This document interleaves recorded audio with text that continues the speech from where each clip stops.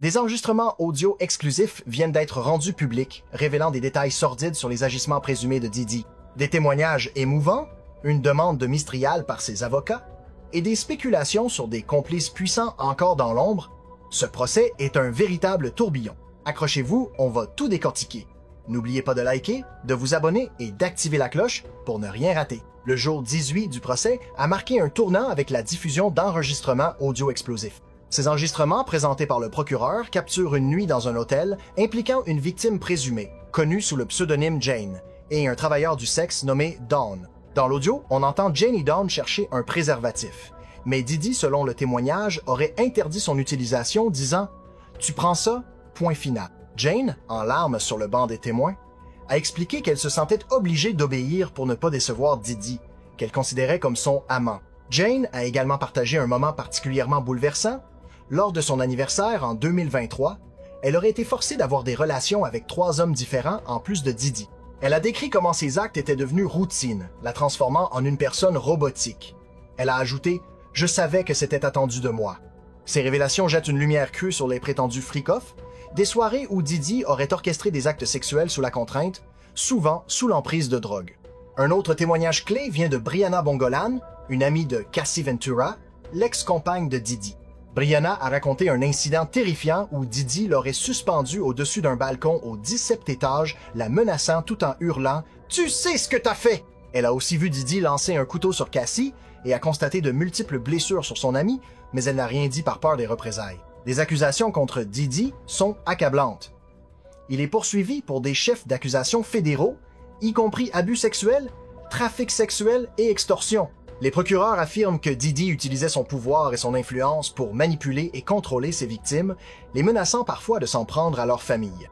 Une témoin, Mia, a déclaré qu'elle était terrifiée et manipulée psychologiquement, convaincue que si elle parlait à la police, Diddy la ferait disparaître. Mais Diddy n'aurait pas agi seul. Sa chef de cabinet, Christina Coram, surnommée la Ghislaine Maxwell de Diddy, est au cœur des accusations. Des preuves trouvées sur ses téléphones saisis à l'aéroport de Miami montrent qu'elle aurait aidé à couvrir les agissements de Diddy, notamment en payant 100 000 $ pour faire disparaître une vidéo compromettante de Diddy frappant Cassie dans un hôtel. Eddie Garcia, un ancien superviseur de sécurité, a témoigné que Diddy et Coram l'ont contacté à plusieurs reprises pour obtenir cette vidéo, promettant de s'occuper de lui s'il coopérait. Garcia a finalement cédé, signant un accord de non-divulgation avec une pénalité d'1 million de dollars s'il parlait. Les spéculations vont bon train. Diddy était-il un pion dans un réseau plus vaste? À l'image de Jeffrey Epstein, les rumeurs suggèrent qu'il filmait tout lors de ses soirées, compromettant des célébrités et des figures puissantes. Des noms comme Oprah, Jay-Z, Barack Obama, et même des présidents et des royaux britanniques ont été mentionnés comme ayant fréquenté ses fêtes. Mais où sont ces enregistrements? Et pourquoi certains témoins clés semblent-ils disparaître? Un coup de théâtre a secoué le tribunal.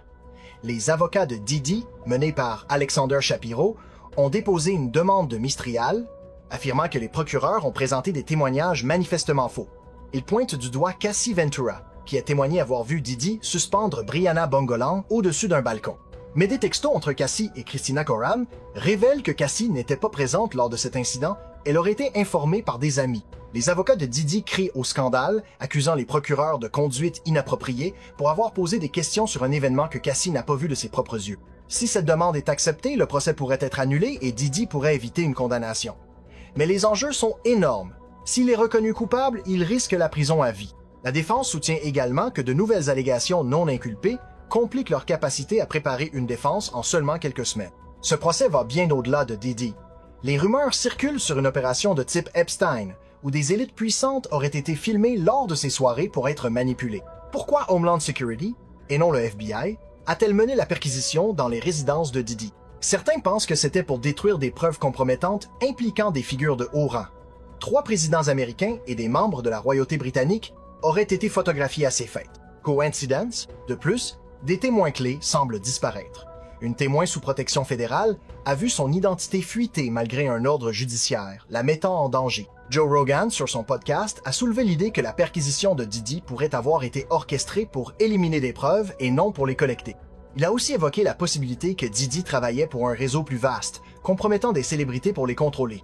Les parallèles avec l'affaire Epstein sont troublants, Comme Epstein, Diddy aurait utilisé des fêtes somptueuses pour attirer des jeunes artistes, les droguant avec des boissons trafiquées avant de les pousser à des actes compromettants, le tout filmé. Mais où sont ces cassettes? Et qui protège les complices encore dans l'ombre? Ce procès soulève des questions profondes sur le pouvoir, la corruption et la justice. Diddy est-il un génie diabolique agissant seul ou un rouage dans une machine plus grande? Pourquoi tant de témoins ont-ils peur de parler? Et surtout, la vérité éclatera-t-elle? Ou les élites parviendront-elles à étouffer cette affaire, comme tant d'autres avant elles? Ce qui est certain, c'est que ce scandale est loin d'être terminé. Les témoignages de Jane, Mia et Brianna montrent le courage qu'il faut pour affronter un homme aussi puissant que Diddy. Mais avec des avocats qui demandent un Mistral et des rumeurs de témoins qui disparaissent, la route vers la justice est semée d'embûches. Qu'en pensez-vous? Diddy est-il fini? Ou ses connexions vont-elles le sauver une fois de plus? Laissez vos commentaires ci-dessous et dites-nous ce que vous pensez de cette affaire explosive.